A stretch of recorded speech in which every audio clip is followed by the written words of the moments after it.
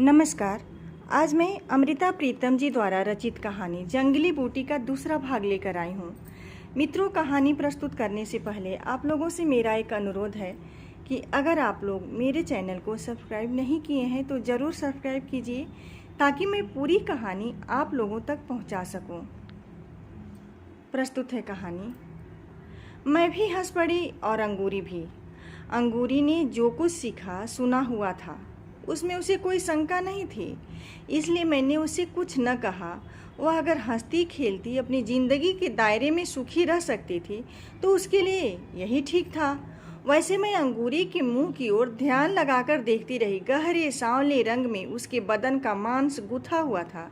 कहते हैं औरत आटे की लोई होती है, पर कईयों के बदन का मांस उस ढीले आटे की तरह होता है जिसकी रोटी कभी भी गोल नहीं बनती, और कईयों के बदन का मांस बिल्कुल खमीरे के आटा जैसे, जिसे बेलने से फैलाया नहीं जा सकता। सिर्फ किसी किसी के बदन का मांस इतना सख्त गुदा होता है कि रोटी तो क्या चाहे पूरियां बेल लो। मैं अंगूरी के मुंह की ओर देखती रही, अंगूरी की छाती की ओर, अंगूरी की पिंडलियों की ओर। वह इतनी सख्त मैदे की तरह गुथी हुई थी कि जिससे मठरियाँ तली जा सकती थीं। और मैंने इस अंगूरी का प्रभाती भी देखा हुआ था, ठिगने कद का, ढलके हुए मुंह का, कसोरे जैसा। और फिर अंगूरी के रूप की ओर देखकर मुझे उसके खाविंद मर्द के बारे में एक अजीब तुलना सूझी कि प्रभाती असल में आटे की घनी गुथी लोई को पकाकर खाने का हकदार नहीं, वह इस लोई को ढककर रखने वाला कठवत है। इस तुलना से मुझे खुद ही हंसी आ गई, पर मैं अंगूरी को इस तुलना का आभास नहीं देना चाहती थी, इसलिए उससे मैं उसके गांव की छोटी छोटी बातें करने लगी। माँ बाप की, बहन भाइयों की और खेत खलिहानों की बातें करते हुए मैंने उससे पूछा, अंगूरी, तुम्हारे गांव में शादी कैसे होती है? लड़की छोटी सी होती है, 5 साल 7 की, जब वह किसी के पाँव पूज लेती है। कैसे पूजती है पाँव? लड़की का बाप जाता है, फूलों की एक थाली ले जाता है, साथ में रुपए और लड़के के आगे रख देता है। या तो एक तरह से बाप ने पाँव पूज लिए, लड़की ने कैसे पूजे? लड़की की तरफ से तो पूजे, पर लड़की ने तो उसे देखा भी नहीं। लड़कियां नहीं देखती, लड़कियां अपने होने वाले खाविंद को नहीं देखती ना, कोई भी लड़की नहीं देखती ना। पहले तो अंगूरी ने ना कर दी, पर फिर कुछ सोच समझकर कहने लगी, जो लड़कियां प्रेम करती हैं वे देखती हैं। तुम्हारे गांव में लड़कियां प्रेम करती हैं? कोई कोई जो प्रेम करती हैं उनको पाप नहीं लगता। मुझे असल में अंगूरी की वह बात स्मरण हो आई थी कि औरत को पढ़ने से पाप लगता है, इसलिए मैंने सोचा कि उस हिसाब से प्रेम करने से भी पाप लगता होगा। पाप लगता है, बड़ा पाप लगता है, अंगूरी ने जल्दी से कहा। अगर पाप लगता है तो फिर वे क्यों प्रेम करती हैं? अब ये तो बात यही होती है कि कोई आदमी जब किसी की छोकरी को कुछ खिला देता है तो उससे वह प्रेम करने लग जाती है। कोई क्या खिला देता है उसको? एक जंगली बूटी होती है, बस वही पान में डालकर या मिठाई में डालकर खिला देता है। छोकरी उससे प्रेम करने लग जाती है, फिर उसे वही अच्छा लगता है, दुनिया का और कुछ भी अच्छा नहीं लगता। सच, मैं जानती हूँ, मैंने अपनी आंखों से देखा है। किसे देखा था? मेरी एक सखी थी, इतनी बड़ी थी मेरे से। फिर क्या?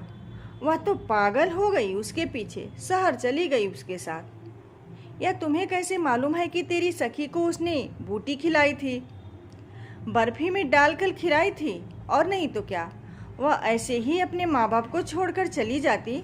वह उसको बहुत चीज़ें ला कर देता था, शहर से धोती लाता था, चूड़ियाँ भी लाता था, शीशे की और मोतियों की माला भी। ये तो चीज़ें हुई ना, पर यह तुम्हें कैसे मालूम हुआ कि उसने उसे जंगली बूटी खिलाई थी? नहीं खिलाई थी तो फिर वह उसको प्रेम क्यों करने लग गई?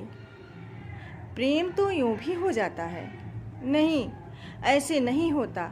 जिससे माँ बाप बुरा मान जाए, भला उससे प्रेम कैसे हो सकता? तूने वह जंगली बूटी देखी है? मैंने नहीं देखी। वे तो बड़ी दूर से लाते हैं, फिर छिपाकर मिठाई में डाल देते हैं या पान में डाल देते हैं। मेरी माँ ने तो पहले ही बता दिया था कि किसी के हाथ से मिठाई नहीं खाना। तूने बहुत अच्छा किया कि किसी के हाथ से मिठाई नहीं खाई, पर तेरी उस सखी ने कैसे खा ली? अपना किया पाएगी। कहने को तो अंगूरी ने कह दिया, पर फिर शायद उसे सहेली पर स्नेह आ गया, तरस आ गया। दुखी हुए मन से कहने लगी, बावरी हो गई थी बेचारी, बालों में कंघी भी नहीं लगाती थी, रात को उठ उठ कर गाने गाती थी। क्या गाती थी? पता नहीं क्या गाती थी। जो कोई बूटी खा लेती है बहुत गाती है, रोती भी बहुत है। बहुत गाने से रोने पर आ पहुंची थी, इसलिए मैंने अंगूरी से और कुछ न पूछा। और अब बड़े थोड़े ही दिनों की बात, एक दिन अंगूरी नीम के पेड़ के नीचे चुपचाप मेरे पास आकर खड़ी हुई। पहले जब अंगूरी आया करती थी तो छन छन करती 20 गज दूर से ही उसके आने की आवाज़ सुनाई दे जाती थी, पर आज उसके पैरों की झांझरें पता नहीं कहाँ खो गई थी। मैंने किताब से सिर उठाया और पूछा, क्या बात है अंगूरी? अंगूरी पहले कितनी ही देर मेरी ओर देखती रही और फिर धीरे से कहने लगी, बीबी जी, मुझे भी पढ़ना सिखा दो। क्या हुआ अंगूरी? मेरा नाम लिखना सिखा दो। किसी को खत लिखोगी? अंगूरी ने उत्तर दिया। एक टक मेरे मुंह की ओर देखती रही। पाप नहीं लगेगा पढ़ने से? मैंने फिर पूछा। अंगूरी ने फिर भी जवाब न दिया और एक टक सामने आसमान की ओर देखने लगी। यह दोपहर की बात थी। मैं अंगूरी को नीम के पेड़ के नीचे बैठी छोड़कर अंदर आ गई थी। शाम को फिर कहीं मैं बाहर निकली तो देखा अंगूरी अब भी नीम के पेड़ के नीचे बैठी हुई थी, बड़ी सिमटी हुई थी। शायद इसलिए कि शाम की ठंडी हवा देह में थोड़ी थोड़ी कपकपी छेड़ रही थी। मैं अंगूरी की पीठ की ओर देखी थी। अंगूरी के होठों पर एक गीत था, पर बिल्कुल सिसकी जैसा। मेरी मुंदरी में लागो नगिनवा, हो बैरी कैसे काटू जो वनवा। अंगूरी ने मेरे पैरों की आहट सुन ली, मुंह फेर देखा और फिर अपने गीत को अपने होठों में समेट लिया। तू बहुत अच्छा गाती है अंगूरी। सामने दिखाई दे रहा था कि अंगूरी ने अपनी आंखों में कांपते हुए आंसू रोक लिए और उनकी जगह अपने होठों पर एक कांपती हंसी रख दी। और मुझे गाना नहीं आता। आता है यह तो तेरी सखी गाती थी, उसी से सुना था, फिर मुझे भी सुनाओ। ऐसे ही गिनती है बरस की, 4 महीने ठंडी होती है, 4 महीने गर्मी और 4 महीने बरखा। ऐसे नहीं, गा के सुनाओ। अंगूरी ने गाया तो नहीं, पर 12 महीने को ऐसे गिना दिया जैसे सारा हिसाब वो अपनी अंगुलियों पर कर रही हो।